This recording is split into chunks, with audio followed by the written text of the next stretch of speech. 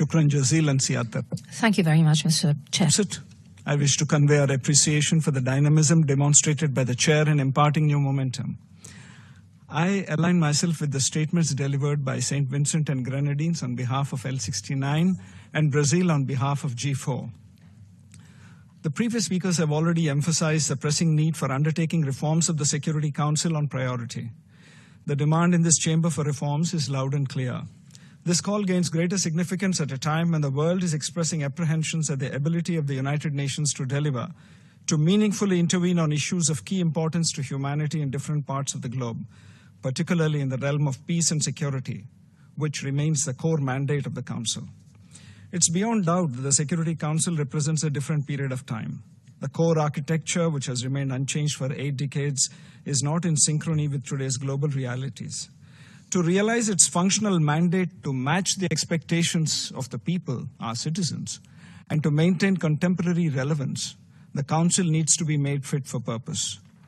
Though an overwhelming number of member states acknowledge that reforms are indeed an imperative, there has been practically no progress along this direction.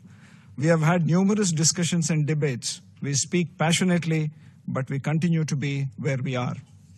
Co-chairs and colleagues, we cannot be losing any more time in exchanging ideas and engaging in discussions alone.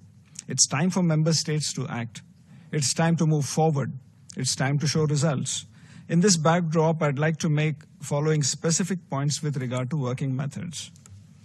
First, the Council needs to engage with the wider membership of the United Nations.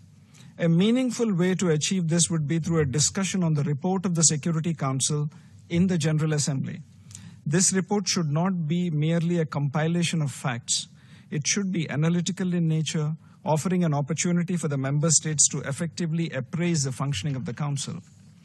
Second, there needs to be more transparency in the working of the subsidiary bodies of the Council. Let me give a specific example. While decisions on listing are made public, details pertaining to rejection or putting on technical hold of listing requests are the exclusive preserve of a select few. This is indeed a disguised veto. Third, implementation of peacekeeping mandate should duly factor in the concerns of troop and police contributing countries. For India as the largest cumulative troop contributor, this remains a key issue. Fourth, obsolete and irrelevant items with no relevance in today's world have no basis to remain on the agenda of the Security Council merely for political purposes. Fifth, reforms pertaining to one cluster cannot be considered in isolation. A piecemeal approach is bound to fail. Therefore, the question of Council reforms needs to be dealt with in its entirety in a holistic manner. In closing, I'd like to reiterate that the world does not have the luxury to hide behind the smokescreen of intergovernmental negotiations, a process which has no time frame and no text to achieve real reforms. The pathway to reform starts with a text and attaching fixed timelines to achieving concrete outcomes. May I add that the reform of the working methods of the intergovernmental negotiation process itself is thus a very good starting point. I thank you, Chair.